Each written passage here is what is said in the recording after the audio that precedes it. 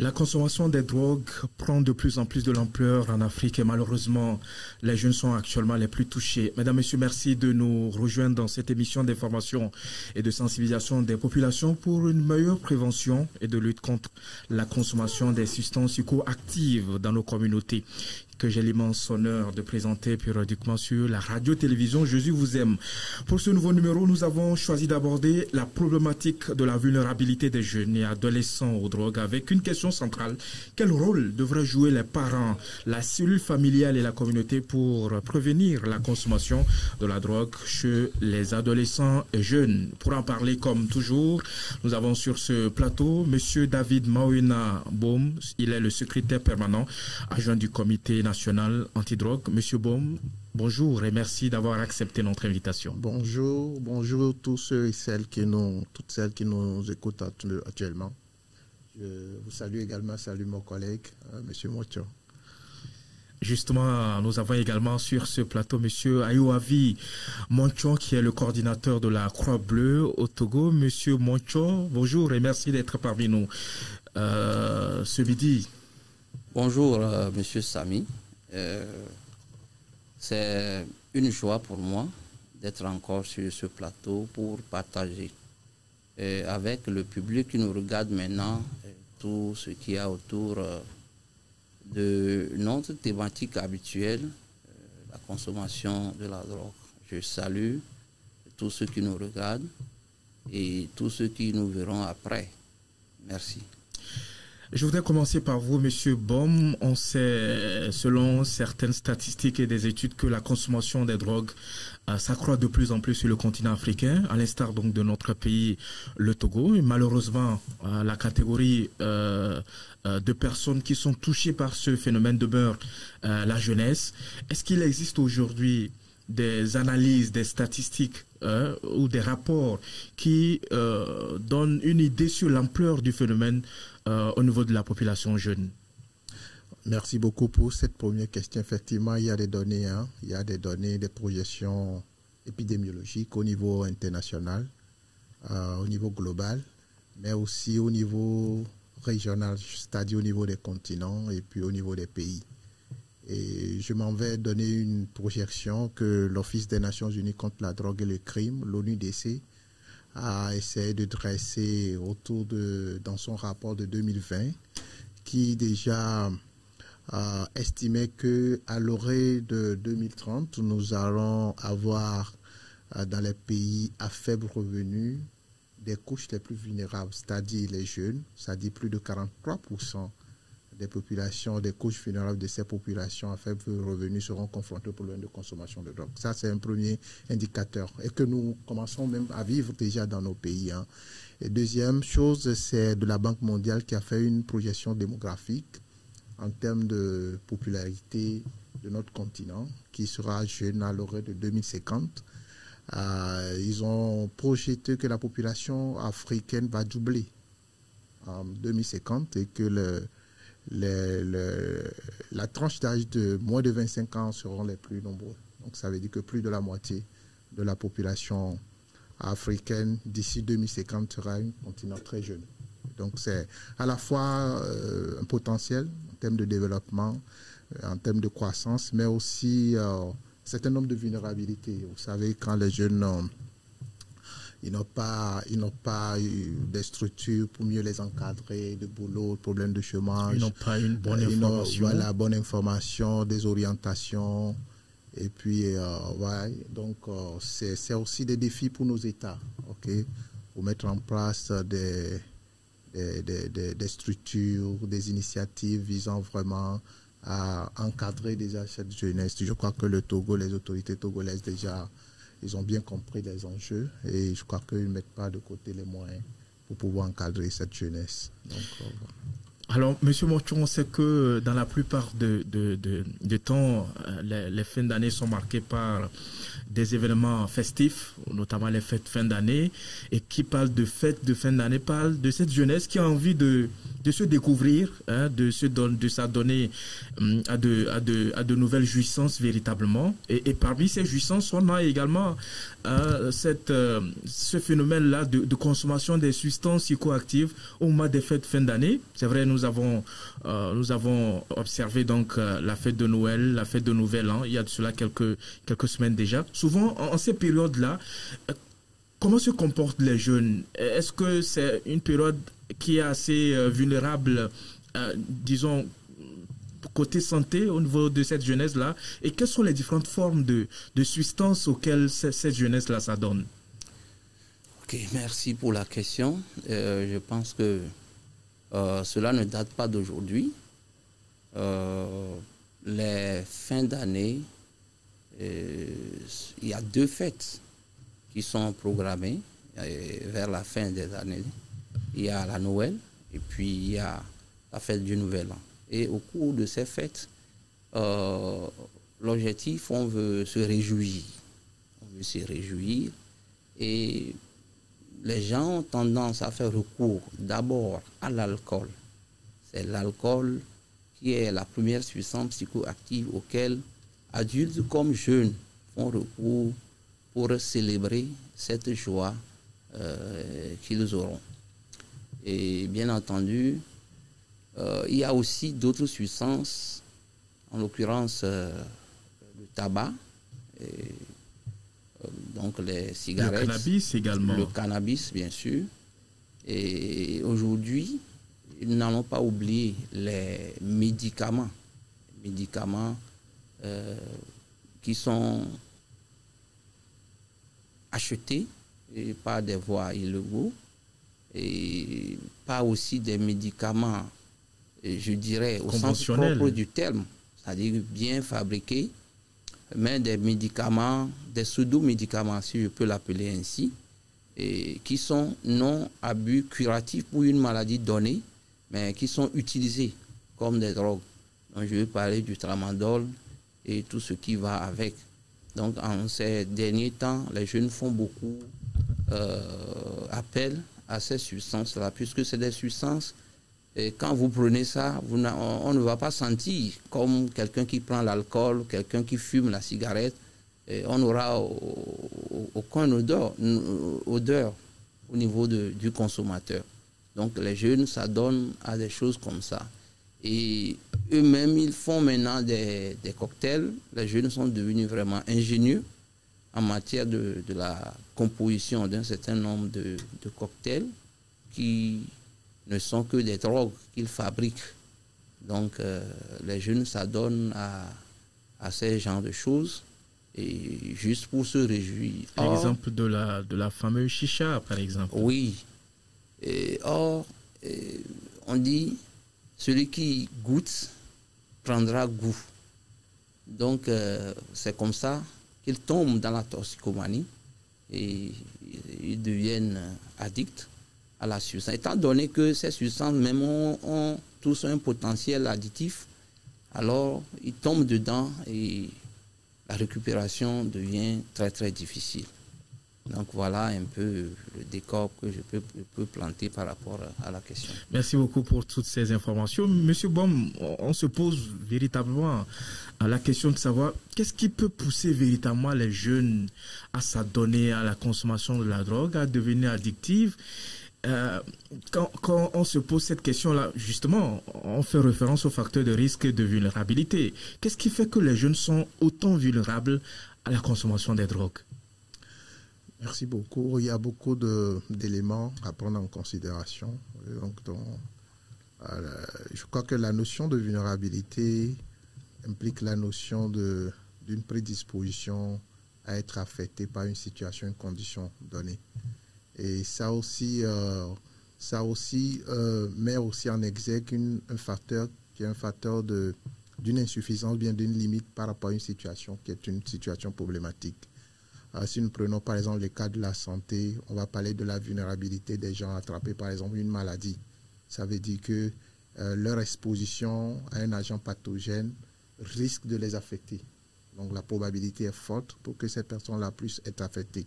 Donc c'est la notion de vulnérabilité. En termes des jeunes, il y a plusieurs situations. Donc on va parler de la vulnérabilité au niveau individuel. Et ces vulnérabilités parfois commencent même depuis le ventre de leur mère. parce que quand ils ont été conçus, elles ont été conçues, mais ils étaient dans le ventre de leur mère au moment où leur mère était enceinte. Maman consommait une substance qui agit directement sur le fœtus. Et donc la vulnérabilité va commencer depuis là, parce que depuis le ventre de la maman, le fœtus commence à être exposé à une substance donnée. L'alcool surtout qui traverse facilement le cordon ombilical, qui va interagir avec le cœur, le système nerveux central de fœtus. Tout ça est démontré scientifiquement. C'est une vulnérabilité, ça c'est les éléments scientifiques. C'est pour ça que vous allez voir certains enfants qui naissent avec des tares, parce que c'est lié à cette vulnérabilité depuis le ventre. Et des maladies graves qui affectent le développement, la croissance des enfants.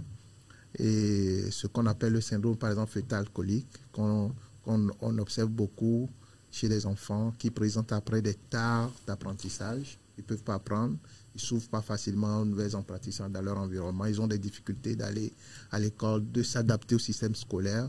Et parfois, c'est des enfants incompris qui deviennent violents parce que, ouais, ça, c'est une notion de vulnérabilité. Et ces enfants, têtus, on va les taper. Ouais, la notion de violence, tu sais, ces enfants-là, qui va les obliger à commencer déjà par aller vers l'alcool et d'autres substances. Mais au-delà de ça, il y a aussi des vulnérabilités sur le plan émotionnel, affectif. Il y a des vulnérabilités sur le plan santé mentale. Ouais, des enfants dont les mères ont été soumises à des stress énormes au moment où ils étaient en conception, ils étaient encore fœtus. Ça influence, la science sociale a également montré cela. Mais la vulnérabilité aussi, dont on parle aussi, se pose d'un point de vue sur le plan biologique. L'enfant est déjà né, il interagit avec un environnement, il est appelé à grandir, à se développer. Et vous n'êtes pas sans savoir que le développement du cerveau, qui est le moteur de croissance, qui est le moteur de langage, ce développement se fait dans des conditions bien précises. Et on nous dit que la partie du cerveau qui permet à l'adolescent, aux jeunes, de pouvoir faire du jugement, de prendre des décisions, de savoir que ce comportement que je suis en train d'adopter va avoir des conséquences à long terme sur moi-même, sur ma vie relationnelle. Et cette capacité pour les jeunes à pouvoir le savoir et à prendre des décisions, la partie du cerveau qui supporte cette capacité ne se met en place que vers les années 22 ans, allant jusqu'à 25 ans. Sachant bien que le cerveau ne finit pas sa maturité avant 25 ans. Ça, c'est des notions de vulnérabilité biologique, vous voyez. Et donc, les adolescents ont toujours leur cerveau en croissance, en développement. Et c'est ce qui les rend très vulnérables. Et ce cerveau qui est en croissance, c'est un cerveau qui est à la fois assez performant, parce qu'il subit beaucoup de modifications qui leur permettent de devenir des gens adultes dans la société. Mais au même moment, il y a une fragilité. Et cette fragilité-là, je voudrais mettre un accent particulier dessus parce que c'est ce qui est en train d'être mis à jour par rapport aux données neuroscientifiques en matière d'études de phénomènes de consommation de substances. Qu'est-ce qui se passe?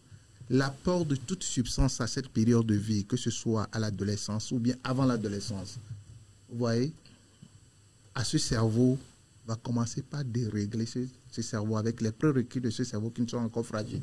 Parce que ce cerveau n'est pas encore un cerveau d'adulte. Je ne dis pas que les adultes peuvent consommer, ne pas avoir des conséquences. Mais l'impact que l'alcool, les drogues vont avoir sur un cerveau d'un adolescent, d'un jeune, est plus important. Et laisse des traces indélébiles qui suivent pour toute la vie les enfants, les adolescents. C'est pour ça que même la prévention est très importante. Que les enfants ne rentrent pas en contact, ne commencent pas à consommer. Parce que la rencontre d'une substance avec un individu, avec un moment donné, détermine une carrière plus tard d'une toxicomanie ou pas. Alors, la notion de vulnérabilité implique également, je ne vais pas monopoliser la parole, implique également que vous avez deux individus qui consomment une substance. Une personne va évoluer vers la maladie de la consommation de substances qu'on appelle, entre-temps, la toxicomanie. Ce terme n'est plus très adapté. Et il y a l'autre qui ne va pas continuer. Ça veut dire qu'il y a une notion d'individualité. Il y a une notion de vulnérabilité individuelle. On ne se connaît pas assez. Et donc, deux jeunes, l'autre qui voit son ami en train d'utiliser une substance, il est bien, il ne présente pas de problème. L'autre va le faire, il va devenir malade. Les notions de vulnérabilité. Et je crois que je vais m'arrêter là. Absolument, pour qu'on revienne pour aborder les questions de facteurs de risque. Monsieur Mocho, c'est vrai que lorsqu'on parle de vulnérabilité au niveau des adolescents et des jeunes, ces jeunes et ces enfants ne sont pas isolés dans la société. Ils sont issus d'une famille.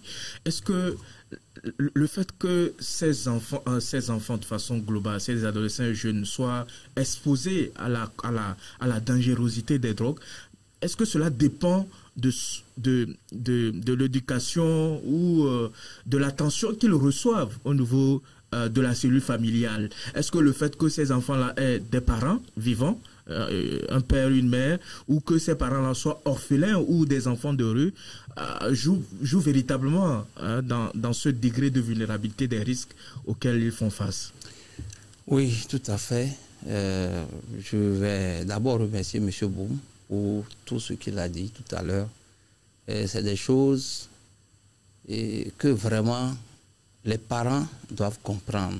Et quand on comprend cela, il est très facile de faire face au problème de la consommation tel que cela se doit. Il est très facile de se mettre au service de nos enfants dans de meilleures conditions. C'est-à-dire l'éducation qu'il faut pour les enfants, nous pouvons facilement leur donner cela. La vulnérabilité passe par aussi les parents.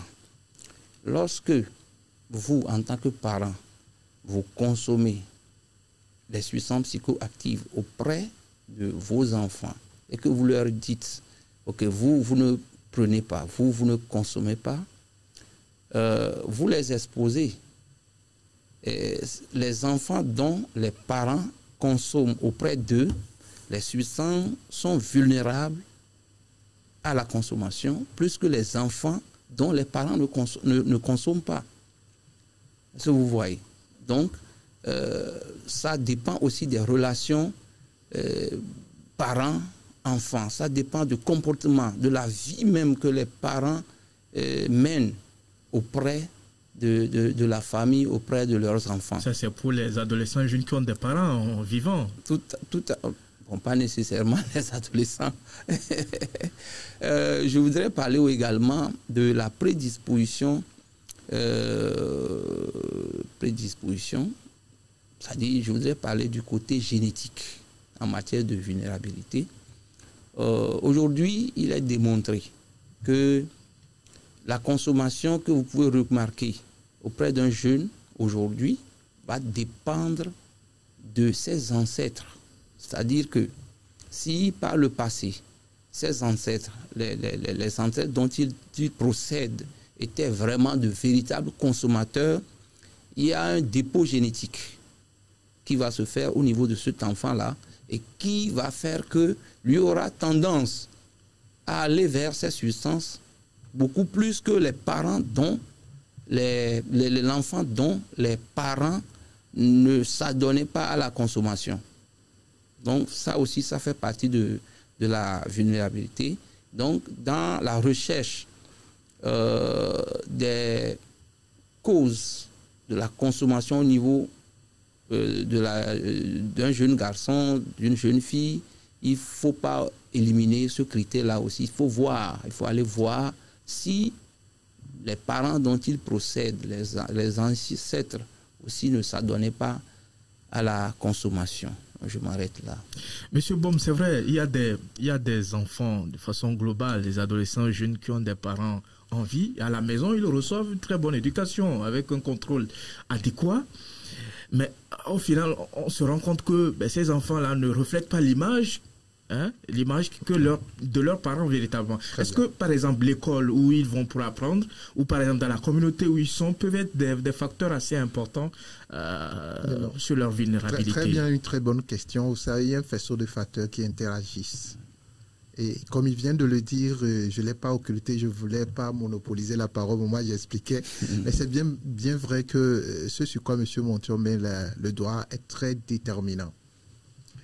Les facteurs sociaux, c'est-à-dire les facteurs environnementaux, c'est-à-dire liés à la famille, liés à l'environnement physique, là où les gens, les quartiers, la communauté. Au-delà de ça, les facteurs génétiques jouent un rôle assez déterminant.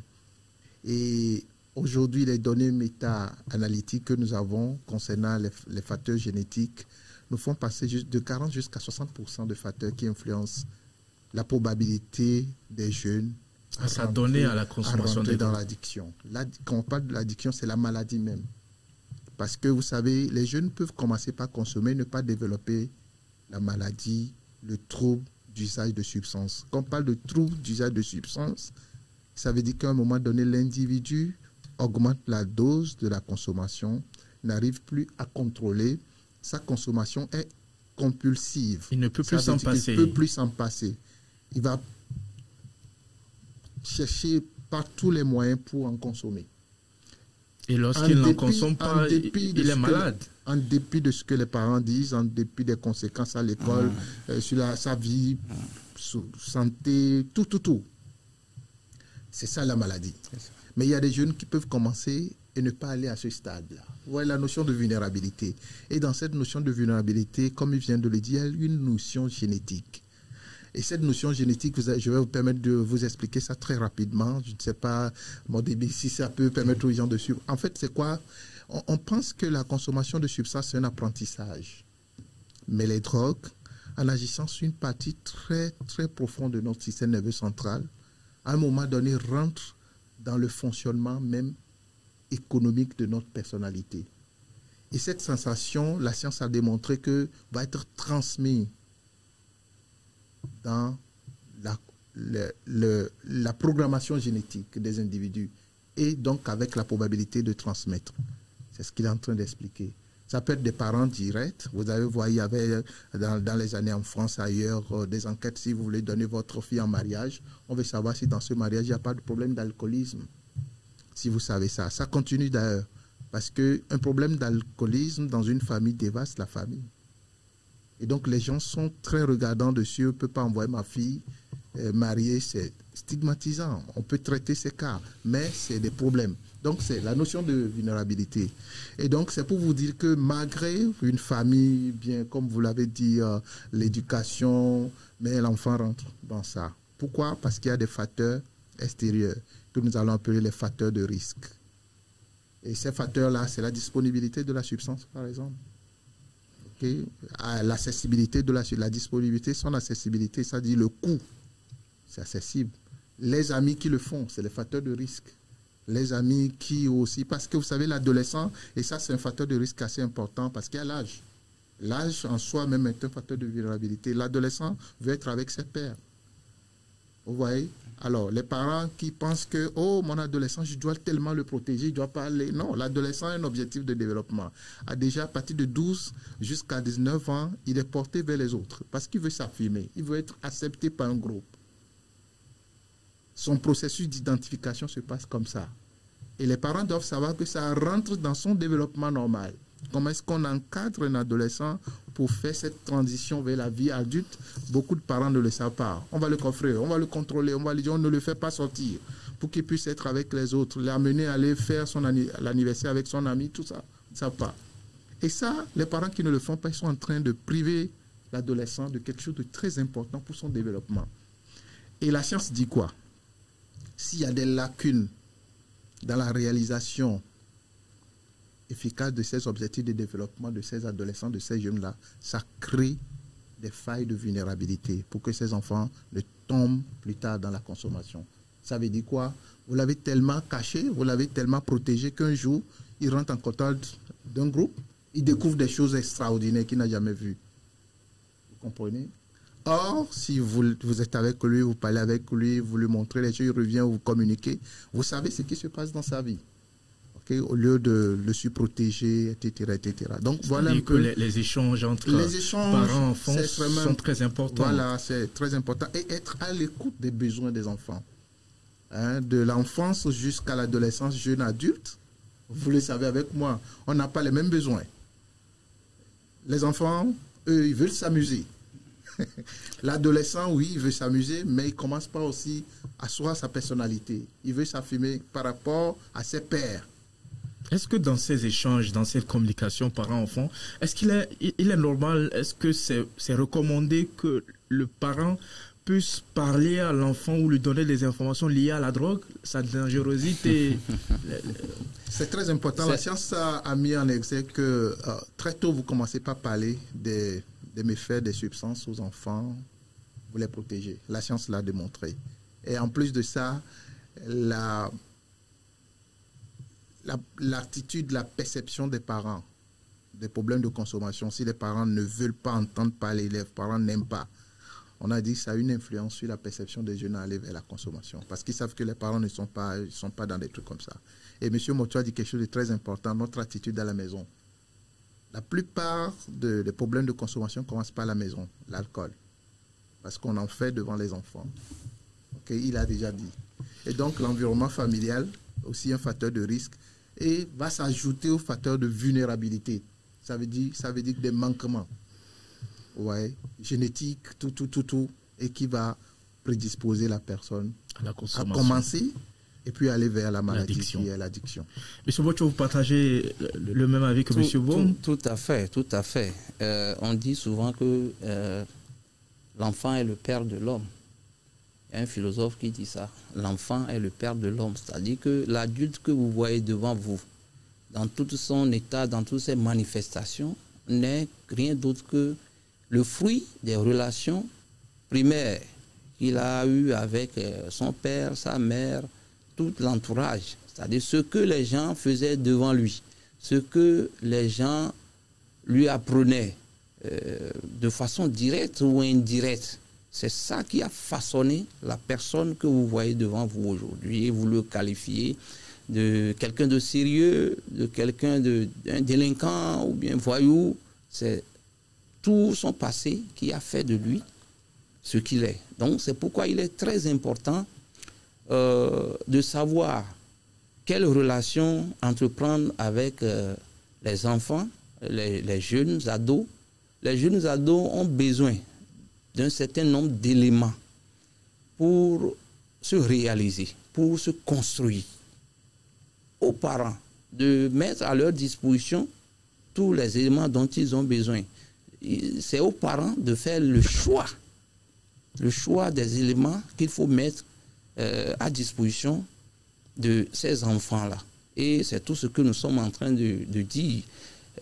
N'allons pas refuser de parler de l'alcool, des drogues à nos enfants. On va en parler devant eux. N'allons pas leur cacher cela. On va leur en parler. Ça là, ça fait ça, ça là, ça fait ça. Vous voyez ça, vous voyez ceci, vous voyez cela. Bon, si on commence comme ça, après tout ça évolue comme ça va devenir comme ça. Ce que vous voyez là, ça a commencé comme ça a évolué comme ça. Est-ce que ça là, c'est bon? Vous pensez que c'est bon? Voilà. Ce n'est pas en faisant une dictature qui va faire que l'enfant va être un abstinent, va être ce que vous voulez qu'il soit demain. Il faut favoriser un climat de confiance, un climat d'amitié, de communication assez vraiment courante entre vous et les enfants. Et vous allez voir que ça va donner le résultat qu'il faut. Donc c'est très important. Alors, M. Boma dit quelque chose de très important. Lorsqu'on n'arrive pas à prémunir les adolescents et les jeunes à cette vulnérabilité, à ces facteurs de risque, c'est vrai, l'enfant va s'adonner à la consommation de la drogue. Généralement, dans la communauté, comment se passe la première consommation du jeune ou de l'adolescent? Est-ce que c'est souvent par curiosité ou par besoin? Comment cela se passe? Okay. Qu'est-ce que vous rencontrez souvent? Nous avons mené une enquête en 2018 et dont nous avons publié le résultat en 2019 en collaboration bien sûr avec le Comité national anti-drogue dans les établissements scolaires ici à Lomé. Dans l'enquête, nous avons remarqué que quand nous prenons par exemple l'alcool, plus de 90% de ceux qui ont déjà commencé, par en prendre, bien de ceux qui ont une fois goûté, l'ont fait à la maison. Et c'est au cours des fêtes, ou bien c'est lorsque papa avait reçu les invités qu'il avait pris ça pour la première fois. Donc, de façon indirecte, ces premières consommations, surtout en matière d'alcool, c'est au niveau de la famille, c'est au niveau de la maison, au cours des fêtes. Donc, quand nous laissons un peu de côté l'alcool et on va au niveau de la cigarette et le cannabis, ça, c'est généralement avec les amis, donc avec les compagnies.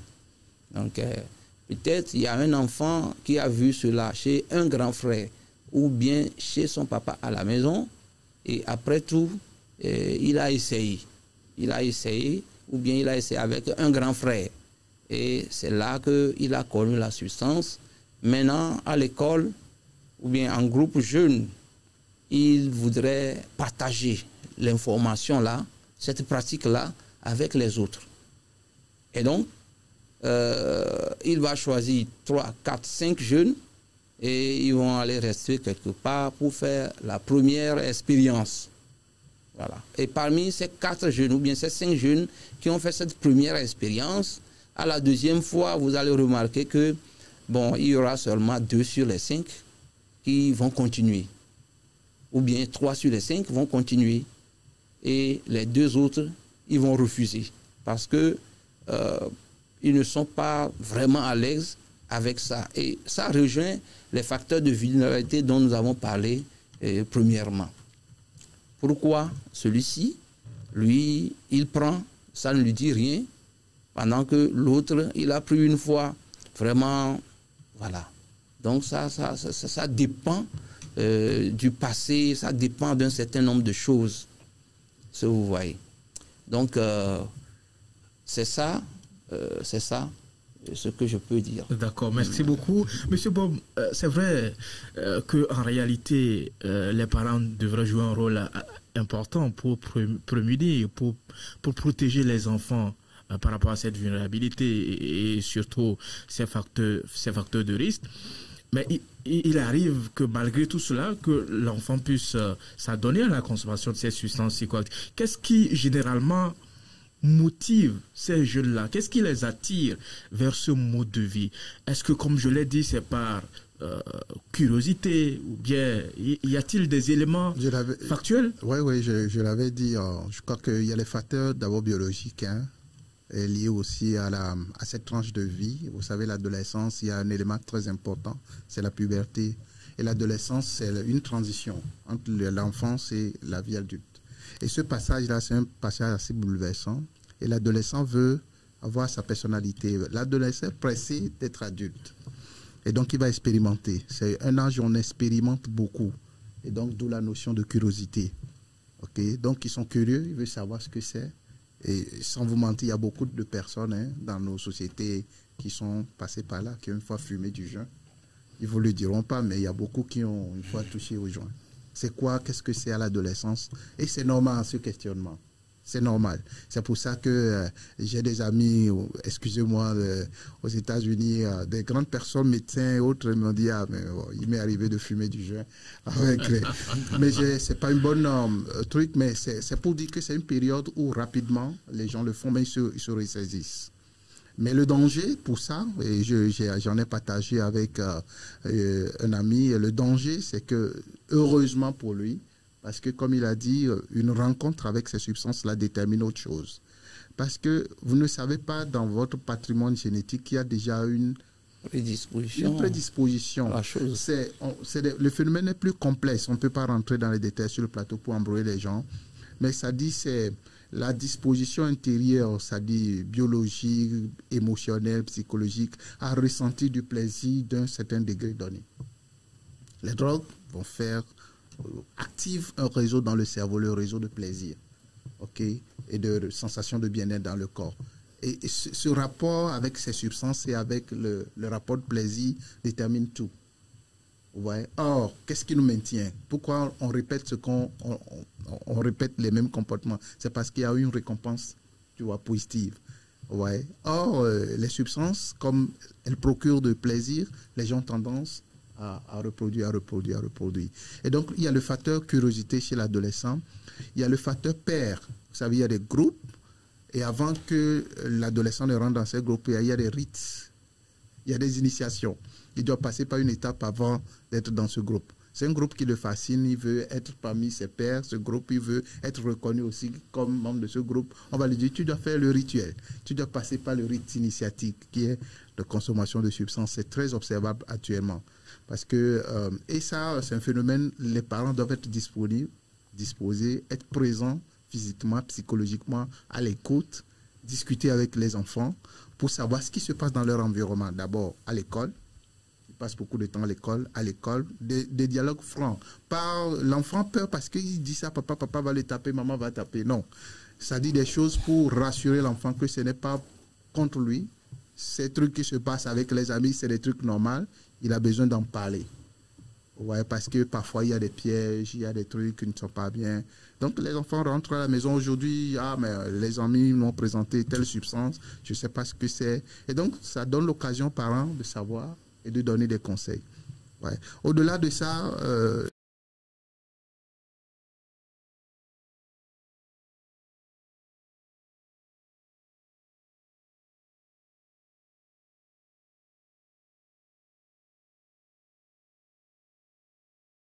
les réseaux sociaux, les Wi-Fi, ils vont aller chercher sur les stars. Les enfants vont vous dire des choses pas possibles. Même des histoires qui ne sont pas vraies qu'on raconte sur les stars. Oui, parce que vous savez, le monde est maintenant plein de mystères. Vous savez, il y a des gens qui vont passer par des mots. Ils savent que les adolescents, on peut les manipuler. Compte tenu de cette prédisposition biologique de leur cerveau, on peut manipuler les adolescents facilement, en présentant les réalités d'une autre manière. Et c'est pour ça que les parents doivent pouvoir aider à cette époque de vie difficile les adolescents à avoir les bonnes informations, les bonnes sources d'informations, à ne pas tomber dans des arnaques, comment dire, informatiques ou bien informationnelles. Donc, il y a tout ça là. Donc, ça veut dire que le rôle des parents, des communautés est assez déterminant. Les parents doivent pouvoir être à l'écoute, surtout, et être disponibles. Et donc, c'est des éléments extrêmement importants sur lesquels je voudrais mettre l'accent. Maintenant, permettez-moi de mettre l'accent aussi sur un élément très important comme facteur de risque qui peut aggraver la propension d'un jeune à aller vers la consommation de substances. C'est les notions de violence. C'est des notions de pression émotionnelle qu'on exerce sur les enfants. Parce que parfois, quand ils n'ont pas de bonnes attitudes pour pouvoir s'adapter à ce qui se passe dans l'environnement familial, c'est ce qui les amène à aller vers les pères. Parce qu'ils vont aller se confier aux pères, qui vont leur dire des choses, qui vont leur dire, mais moi, c'est avec ça que je me soulage, parce que quand j'ai des soucis, c'est un peu ça et ça, rapidement. Donc, la notion de violence, on les tape, on crie sur les eux, culpabilise. On les culpabilise, moins de choses, on les charge émotionnellement. Et quand ils n'ont pas d'espace de pouvoir s'exprimer, ils n'ont pas la possibilité de revenir s'exprimer leurs émotions pour dire ce que vous m'avez fait, c'est pas bon, voilà. Quand l'enfant, l'adolescent n'a pas cet espace-là, sachez très bien que vous êtes en train de le pousser dehors. Ouais. Maintenant, un conseil aussi pour les familles qui ont des petits soucis internes, c'est un facteur de grande vulnérabilité pour les enfants. Et donc, si ça ne va pas entre papa et maman, ils doivent s'accorder quand même sur le minimum pour le bien des enfants. Et donc, c'est aussi des éléments importants parce que l'enfant n'a pas demandé à naître. Quand il vient, il a besoin d'un environnement stable, structuré, dans lequel il va grandir pour devenir un être humain responsable demain. Mais quand cet environnement-là ne l'offre plus une sécurité à la fois émotionnelle, physique, il y a problème. Et donc, je crois que c'est extrêmement important sur ces aspects de pouvoir dire aux parents que les enfants, le problème de drogue aujourd'hui, on le regarde comme une défaillance au niveau du contrôle de l'État. Non. Ce n'est pas une défaillance au niveau du contrôle de l'État. C'est une responsabilité de la cellule familiale. D'abord, voilà. Et c'est ce qu'on voit. C'est sur ça aussi que la science met le doigt. C'est ce qui se passe. C'est la base. Voilà, la précarité. Je sais qu'il y a des problèmes sociaux d'ordre général, au niveau macro. Mais, on le dit souvent que aujourd'hui, quand vous voyez des grands cadres de ce pays, il y a beaucoup qui ont connu des difficultés au niveau familial, mais qui sont aujourd'hui, qui sont restés résilients. Oui. Bon, la notion d'argent, la notion de moyens pour éduquer... La subsistance, non. Les gens ont peu de moyens, mais ils ont éduqué de très bons enfants qui sont allés très loin dans les études. et qui sont devenus des gens responsables, qui contribuent aujourd'hui au développement de leur pays, de leur communauté. Et donc, la question ne se pose pas là. C'est la question de connaissance. Il y a beaucoup de familles qui, excusez-moi de le dire comme ça sur le plateau, on est devenu parents parce qu'on a des enfants. Mais quand on est parent, il y a des aptitudes, il y a des compétences qu'il faut avoir dans l'éducation des enfants. Et quand on ne maîtrise pas, il faut aller chercher ces informations. Il faut aller chercher, et je crois que les ONG font un grand travail dans ce sens, on les remercie, pour renforcer les capacités, les compétences des parents dans la relation enfant-parent, dans la relation familiale. Et actuellement, le Comité national anti-drogue a commencé par former les ONG sur un programme qu'on appelle le Strong Family Programme. Vous pouvez les Strong, famille solide. Parce que ça, la famille, là, c'est le premier milieu de socialisation. C'est le socle du développement des adolescents et des jeunes. On a dit ne fatiguez plus les enfants, même à l'école, avec des histoires de drogue, tout ça, là, mais travailler avec les cellules familiales. Ils ont besoin d'aide. Les parents doivent reconnaître que oui, on a besoin des skills, on a besoin des compétences. Pour être à l'écoute, des aptitudes, pour être à l'écoute, pour savoir dialoguer avec l'adolescent. Comprendre d'abord l'adolescent, savoir comment est-ce qu'on dialogue avec l'adolescent. Donc, c'est les éléments extrêmement importants. Et je profite de cette occasion pour dire un grand merci au gouvernement pour l'ouverture, pour la politique qui nous favorise, qui favorise un certain nombre d'initiatives au niveau national pour pouvoir venir à bout de ces phénomènes. On agit effectivement à la fois sur l'offre, mais aussi la demande, en collaboration, en appui solide que nous recevons des organisations de la société civile, la Croix-Bleue et puis les autres qui nous écoutent en ce moment. Merci pour tout ce que vous faites. Merci, M. Bon, pour toutes ces informations assez pertinentes. Monsieur Mocho, c'est vrai, lorsque les parents, lorsque la société n'arrive pas à prémunir ces adolescents, ces jeunes de la consommation des drogues, c'est vrai, ils s'adonnent une fois ou deux fois à la consommation des drogues, mais comment est-ce que les parents doivent se prendre pour ne pas laisser les enfants devenir addictifs véritablement? Comment est-ce qu'ils doivent pouvoir reconnaître leur enfant, leur adolescent, leur jeune qui s'adonne à la drogue, et comment est-ce qu'ils doivent s'y prendre véritablement pour ne pas que l'enfant qui est allé par curiosité, par exemple, consommer une première fois, ne devienne pas addictif à la consommation des drogues? Oui, avant d'arriver là-bas, je voudrais parler un peu par rapport à ce que nous venons de dire. Et qu'en parlant de la vulnérabilité aussi, il faut parler des compétences, le life skills. Actuellement, depuis 2018, la Croix-Bleue est en train de développer un projet en milieu jeune, et dans les établissements scolaires, aussi extrascolaires, un projet dénommé des compétences de vie courante, le développement des compétences de vie courante. En fait, dans le travail, nous avons remarqué qu'il y a beaucoup d'enfants qui tombent dans la consommation parce qu'ils n'ont pas telle compétence, ils n'ont pas telle compétence, ils n'ont pas telle compétence. D'autres, c'est à la recherche d'avoir la capacité pour faire telle ou telle chose qu'on leur a dit que pour ça là, vous devez faire ça. Et puis, ils sont tombés dedans. Ils ont fait une première fois, ça a marché. Ils ont dit, donc, vraiment, c'est un bon remède. Donc, il faut aussi agir sur les compétences. Il faut agir sur les compétences des jeunes. Si le parent, par ses moyens, à faire en sorte que l'enfant a la notion de la résistance à la pression des pairs. Si votre enfant à la maison, vous l'avez éduqué de telle en sorte qu'il a ce qu'on appelle la résistance à la pression des pairs. C'est-à-dire que ce n'est pas parce que nos amis font ceci, tout le monde fait ça, que moi aussi, je vais le faire. Ils le font. Bon, ça les engage, mais moi, je ne trouve pas que c'est bon, je ne trouve pas que c'est encourageant. Et moi, je vois que moi, je n'ai pas besoin de ça. Si le papa, la maman a joué ce rôle à la maison, facilement, l'enfant va aller et va revenir sain pour lui. Donc, c'est pourquoi il est important d'agir sur les compétences. Par le passé, les sensibilisations au niveau de nos organisations, on le fait, en parlant des méfaits de la consommation, en montrant des images choquantes, et comment le cancer a détruit le foie, comment est-ce que, bon, des images, voilà.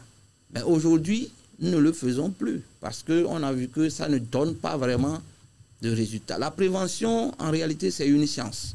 Nous l'avons fait par le passé. Nous avons vu ce que ça a donné. Mais quand nous avons changé, quand nous avons eu un programme basé sur des preuves, et que nous avons commencé, nous sommes en train de voir aussi ce que ça donne.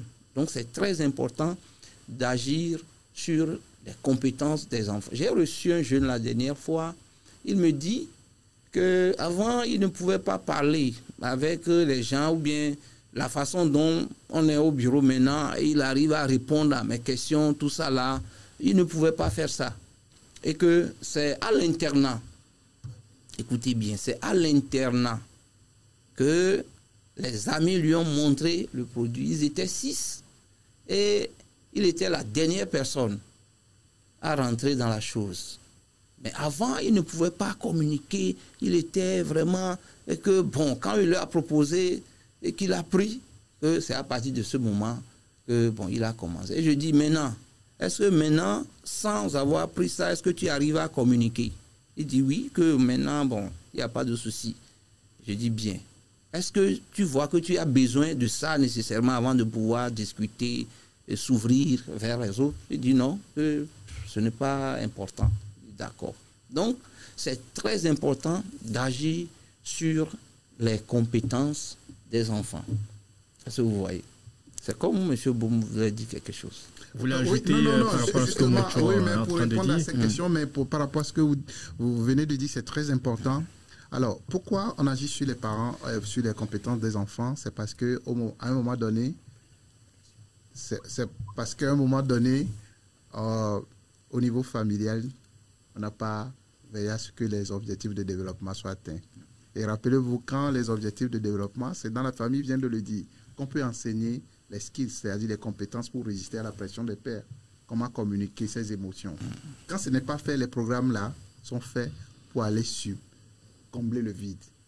Parce que ça crée une vulnérabilité. Quand l'enfant ne sait pas faire ça, ça crée une vulnérabilité. Donc les life skills sont faits pour aller combler le vide. Alors, mais pour répondre à la question de M. Samir sur comment on reconnaît un jeune qui commence par consommer, les difficultés. Les niveaux sont différents. Vous pouvez voir un jeune qui vient de commencer et quand le parent n'est pas présent à la maison, il ne peut pas le savoir. Il rentre, il est fatigué, il ne peut pas savoir. Parce qu'il rentre un peu bizarre et ça peut être confondu aussi à un petit souci que lui-même là avec les parents généralement, alors qu'il n'y a rien de souci en fait. Il a fait une initiation. Et donc, on peut le remarquer juste par le changement de comportement chez les humains. N'oubliez pas les substances, agir sur la pensée. Et pour cela, il faut une attention de la famille. Il faut une attention de la famille. C'est pour ça que la plupart des cas, c'est après que l'enfant est tombé dans l'addiction même que les parents le savent. C'est ça. Parce que c'est dans l'addiction que les problèmes émergent. Problème avec la justice, problème avec l'école, l'indiscipline, problème avec les amis tout le temps. Comportement de kleptomanie. Hein? Oui, parce qu'il va demander beaucoup d'argent, va créer des histoires, il va être souvent dehors. Et bien que, voilà, c'est un adolescent, il va vouloir être avec les amis, mais l'exigence serait de plus en plus importante. De l'argent, de petits larcins à la maison, il ne volait pas, il va commencer par voler, il va mentir. Vous voyez. Alors, son rythme de sommeil change. Hein, il ne vient plus manger en famille parce qu'il sait que son comportement change. Les yeux qui changent de couleur, rouge, il va utiliser dans sa chambre. S'il est seul, souvent dans sa chambre. Beaucoup de désodorisants pour camoufler les odeurs. Il va mettre les vitables sur l'œil parce que ça change la couleur. Parce que l'œil souvent est rouge, surtout avec le cannabis. Ouais. Et s'il fume, c'est des mégots de cigarettes dans sa poche, et puis tout ça là. Et ces changements-là, c'est extrêmement important d'être... Et puis quand il est à une phase vraiment avancée, vous allez voir que vous avez les signes sur les doigts, sur les lèvres, qui s'assèchent tout le temps, vous voyez. Et puis beaucoup d'exigences, il vient, mange beaucoup, ou bien il ne mange même pas, carrément pas. Vous voyez. Et donc il s'isole, parce qu'il ne veut pas qu'on remarque ce qu'il fait. Et donc les gens dorment avant qu'ils ne viennent manger. Et il va rentrer tardivement, il change de comportement, il devient parfois violent irritable pour moins de choses. Vous voyez, c'est des comportements qu'il faut déjà soupçonner. Et il y a des trucs qui peuvent être confondus également au comportement normal d'un enfant pubère qui est en train de faire sa puberté. Mais il y a quand même des notions qui ne trompent pas. Surtout le changement sur l'aspect physique. Les enfants aussi, les adolescents aussi peuvent être aussi parfois déprimés. Et ça aussi, il faut prendre ça aussi en compte. Parce qu'il y a des problèmes familiaux. Ces signes peuvent être aussi confondus au signe de quelqu'un qui consomme une substance. Mais l'écoute, l'attention et le dialogue sont extrêmement importants. Ce sont des éléments assez importants. Au-delà de ça, le parent doit savoir comment faire le contrôle, la surveillance. Et cette capacité, ça s'enseigne dans les compétences parentales. Comment est-ce que vous surveillez votre enfant? Il faut surveiller les enfants. Pourquoi? Ils ne sont pas encore adultes. Ils n'ont pas encore la capacité de juger l'acte, la conséquence à long terme d'un acte, d'une action qu'ils veulent poser. Donc, il faut les surveiller, il faut les protéger à cet état. Ils sont sous la responsabilité des parents. La responsabilité des parents. Ouais. Aujourd'hui, il y a des enfants-parents. Vous connaissez ce phénomène, l'enfant-parent. Donc, il est arrivé à un moment donné, les parents sont affaiblis et c'est l'enfant qui dicte les lois à la maison. Parce que peut-être que c'est elle ou bien c'est elle qui ramène des petits trucs aux parents à la maison. Et donc, c'est ce que l'enfant dit qui est respecté. Ce qui ne devrait pas être son rôle. L'enfant prend la responsabilité des parents. Vous comprenez? Donc, il ne faut pas en arriver là. Même si vous n'avez pas d'argent, il y a quand même dans nos cultures des dispositions naturelles. Et on fausse les bases. Généralement, les bases sont faussées. On n'a pas beaucoup de temps pour rentrer dans les détails. Ça dit quand la base est bien en place, je crois que le reste est plus facile. Maintenant, quand la base est faussée, vous voyez, c'est pour ça que les programmes sont là pour venir intervenir, agir, aider les parents à remonter les failles, agir sur les enfants, leur permettre d'avoir les compétences, que ça là, vous devez l'avoir plus tôt. Mais comme vous n'avez pas, c'est maintenant l'opportunité d'apprendre. Moi, c'est à 40, 42 ans que j'ai appris la résistance à la pression des pères. Vous imaginez? J'ai appris ça dans un programme. J'ai dit, waouh, si c'est que j'avais appris ça quand j'étais adolescent, franchement, il y a plein de trucs que je ne ferais pas. Ouais, c'est pas que j'ai adopté des comportements déviants, mais je saurais comment mettre la limite, dire non, ça, je ne veux pas. Ouais, donc, c'est les choses vraiment... Le plus important, c'est de pouvoir sauver... le plus possible les adolescents, les jeunes de l'addiction, pour ne pas leur soumettre à un programme de traitement et tout cela. Voilà. Monsieur Mocho, c'est vrai, malgré tout ce qu'on a évoqué en termes de vulnérabilité, en termes de facteurs de risque, en termes de responsabilité parentale, c'est vrai, il arrive que l'enfant s'adonne à la consommation de ces substances psychoactives. Comment est-ce qu'on peut sauver l'enfant de ces situations? Quel doit être le rôle central de la famille? Oui. C'est là où nous demandons aux parents encore de faire très attention. Ce n'est pas parce que vous avez surpris l'enfant en train de prendre son joint ou bien en train de prendre de l'alcool que vous allez l'expulser de la maison comme solution ou bien vous allez le taper à mort. Non. Ou bien crier sur lui. Crier sur lui, non. Quand vous étiez en train de parler, M. Boum, vous avez dit que parfois l'enfant est là, déprimé, tout ça là. Je voudrais dire que les parents doivent connaître aussi leurs enfants. Quand vous voulez parler des signes, comment reconnaître que mon enfant a commencé par... Voilà, il faut reconnaître son enfant dès le bas âge. Donc quand vous allez commencer par voir des changements de comportement, posez-vous des questions et soyez curieux. Et vous saurez s'il commence par consommer ou pas, vous le saurez. Mais s'il est déprimé, s'il reste calme, il reste seul, c'est aussi un facteur de risque. Il faut être vraiment aux aguets. Quand vous commencez par regarder ces choses-là, ne dites-vous pas qu'il a déjà commencé par consommer, non. Mais d'autres situations peuvent le pousser à avoir ces comportements. Et c'est des comportements qui sont en train de le prédisposer à la consommation. Donc, il faut réagir à temps. Maintenant, quand vous constatez qu'il a commencé, soyez calme, soyez calme. Ne vous agitez pas. Démontrez un certain amour profond envers l'enfant en l'appelant calmement, en cherchant à discuter avec lui franchement, calmement, amicalement. il va tout vous dire. Et c'est par là que vous allez le rassurer. Que bon, vous savez maintenant qu'il a un problème.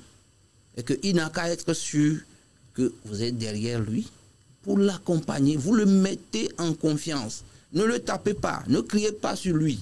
Mais si vous voulez vraiment le sauver, si vous voulez vraiment le récupérer, ne faites pas le scandale. Mais restez calme, appelez-le, augmentez la discussion, ça dit que amical. Les échanges doivent être réguliers. Voilà. Augmentez cela avec lui et par là, vous allez vous approcher également des professionnels en la matière. C'est très important. Lorsque vous n'avez pas les informations fiables. Ça dit très souvent, les parents n'ont pas l'information. Ils n'ont pas, ça dit que ce qu'il faut faire concrètement en ce moment-là, les parents n'ont pas ça. Et d'habitude, il faut aller par la force. Il faut taper. Il faut refuser de donner l'argent. Ça dit il faut des punitions. Non. La punition ne résout pas ce problème. Il faut aller calmement et discuter avec l'enfant. Merci beaucoup, Monsieur Mocho. Je pense que nous allons faire un dernier tour de table, Monsieur Bom, pour essayer de donner des conseils à ces adolescents et jeunes, et beaucoup plus aux parents, pour leur prévenir de cette vulnérabilité et de ces risques en termes de consommation des drogues. Alors, aux adolescents... Vous avez 1 minute 30. Oui, aux adolescents, aux jeunes, je peux leur dire que choisir de consommer une substance n'est pas une norme. Parce qu'il y a beaucoup de jeunes qui ne consomment pas, qui sont bien, qui vivent sainement et qui se développent bien et qui ont un bel avenir devant eux. Qui ne pensent pas qu'en choisissant de consommer, ils sont parmi ces jeunes-là, qui sont des leaders.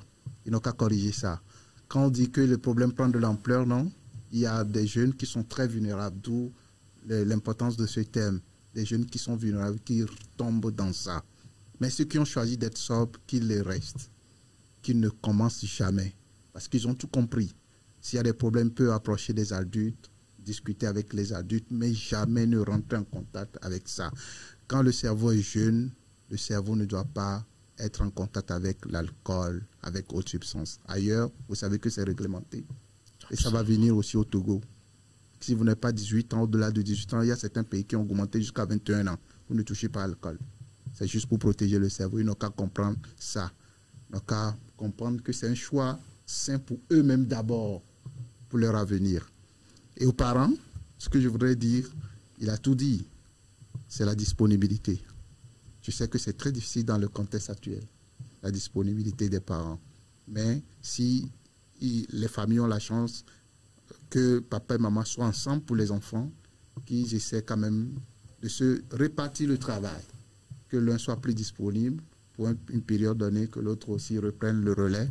Et donc, comme ça, ils peuvent arriver quand même à encadrer les enfants, la communication, la disponibilité et l'écoute des besoins des enfants.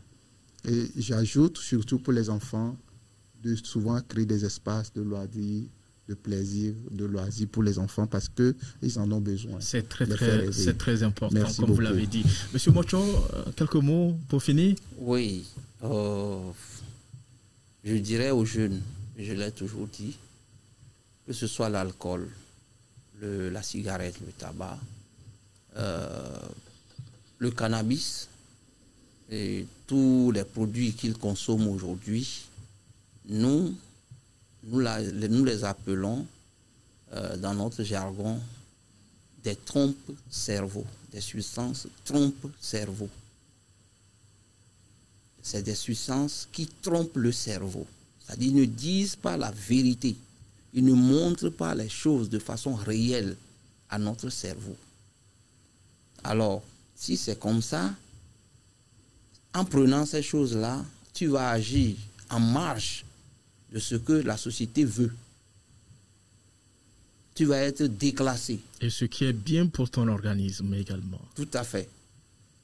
Donc, de s'en méfier, que les jeunes s'en méfient vraiment. Qu'ils s'éloignent véritablement de ces substances psychoactives. Et aux parents? Aux parents, qu'ils soient, comme le disaient les Anglais, close avec leurs enfants. Qu'ils soient attentifs, qu'ils soient à l'écoute, très proches, qu'ils très échangent rapprochés, régulièrement, qu'ils les écoutent. Qu'ils les écoutent et qu'ils les accompagnent, qu'ils mettent les meilleures choses dont leurs enfants, les adolescents, ont besoin pour se construire. Et s'ils pour n'ont se pas des rebâtir. informations, ne pas avoir honte, aller chercher ces informations. Aller chercher ces Parce que les informations qui et viennent surtout des parents... des informations vraies. Absolument. Des informations vraies. Et c'est pour cela que surtout vous en êtes là matière également pour les de accompagner. substances psychoactives, il faut donner des informations vraies. Quand vous dites à l'enfant autre chose que ce que lui il connaît ou bien ce qu'il voit, vous lui mentez aujourd'hui, il va découvrir la vérité demain. Prochainement, quand vous allez lui dire quelque chose, il ne vous croira pas. Merci beaucoup, M. Mocho. Effectivement, vous êtes là également pour cela, pour accompagner les parents, vous, en tant que professionnels, des techniciens à la matière. Je pense que nous sommes talonnés par le temps. C'était un thème assez pertinent, assez important. Nous aurons l'occasion de revenir dans les prochains numéros. C'est déjà la fin de ce numéro de votre émission Espace Bleu, un programme d'information, de sensibilisation des populations pour une meilleure prévention de lutte contre la consommation des substances active. Nous avons eu l'honneur d'avoir sur ce plateau M. David Mawina Bom. Il est le secrétaire permanent adjoint du Comité national antidrogue. M. Bom, merci d'être venu. Je vous remercie. Je remercie tous ceux qui nous ont écoutés. Merci également à vous. M. Ayaouvi Moncho, vous êtes le coordinateur de la Croix-Bleue Togo. Vous êtes le porteur de ce programme-là de sensibilisation et d'information. Merci également d'avoir répondu à notre invitation. Je vous remercie et je remercie également tous ceux qui ont été présents tout le long de cette émission. Merci. Alors, le temps pour moi de vous rappeler que nous avons abordé aujourd'hui la vulnérabilité des adolescents et jeunes aux drogues, rôle de la cellule familiale et de la communauté. Nous aurons l'occasion de revenir sur d'autres problématiques liées donc à la consommation des substances psychoactives dans les tout prochains numéros. Merci d'être resté scotché à la RTJVA. Merci de votre fidélité chaque jour à cette télévision. Je vous souhaite de passer un très bon après-midi. À très bientôt. Au revoir. Au revoir. C'est très